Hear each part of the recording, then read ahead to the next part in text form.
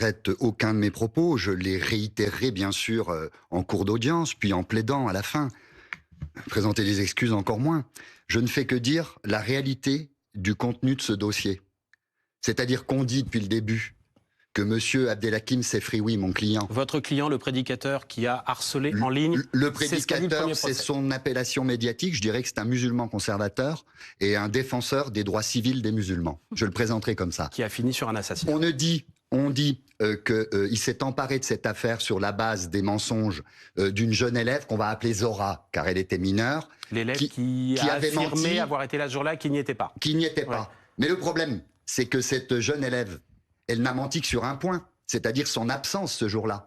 Mais sur ce qui s'est passé au moment de ce cours, elle n'a pas menti, à savoir que Samuel Paty, après avoir montré 3 caricatures de Mahomet parfaitement acceptables à l'ensemble de la classe, et avant de montrer une 4e caricature obscène, aux limites de la pornographie, disait aux élèves musulmans, et ça, une vingtaine d'élèves le disent dans le dossier, mais ça, c'est dit par personne d'autre que moi, disait aux élèves musulmans, en 2020, en 2019, en 2018, en 2017, sur plusieurs années, face à plus de 200 élèves, dont 20 viennent témoigner, qui ont été entendus par la police, il disait, les élèves musulmans, levez le doigt. Mais ça, vous l'avez vu où, maître? Dans le dossier. Alors, c'est ce que je vais plaider. Pour ensuite les inviter, leur suggérer, les inciter à sortir de la classe. Vous pouvez... Et à partir du moment... C'est ce qui a été dit lors de la première audience, maître, pardon. Vous croyez que j'invente ça? Je me permettrais de dire des choses maître, aussi graves. Si je peux me permettre. C'est-à-dire que quand il dit ça, simplement, si je peux me permettre, c'est important de le préciser. Il signe la discrimination.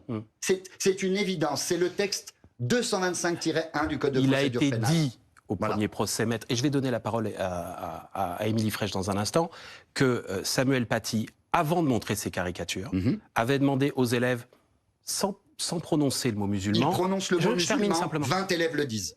Mais alors, ça, je ne sais pas où vous l'avez vu. Je le démontrerai au procès. Et qu'il a été, je termine simplement, et qu'il leur a été demandé, pour ceux qui pourraient se sentir offensés par ça, de se boucher les oreilles ou de quitter la classe. Ça, pour vous, c'est de l'islamophobie. Alors... Qui a parlé d'islamophobie? Est-ce que j'ai dit que Samuel Paty il était a discriminé raciste? ses élèves musulmans. Est-ce que j'ai dit que Samuel Paty était raciste? Jamais. Est-ce que j'ai dit qu'il était islamophobe? Jamais. Est-ce que j'ai dit qu'il méritait ce qui lui était arrivé? Jamais. Je dis que c'est toute la complexité paradoxale de ce dossier, d'un prof qui n'est ni raciste ni islamophobe, mais qui, sous prétexte de protéger ses élèves, leur demande de lever le doigt. Qu'est-ce qu'on aurait dit s'il avait dit les catholiques levez le doigt, je vais montrer Jésus-Christ caricaturé? Qu'est-ce qu'on aurait dit s'il avait dit les élèves juifs levez le doigt, je vais vous montrer Moïse dans une situation obscène? Qu'est-ce qu'on aurait dit? C'est-à-dire qu'il dit qu'il les protégeait,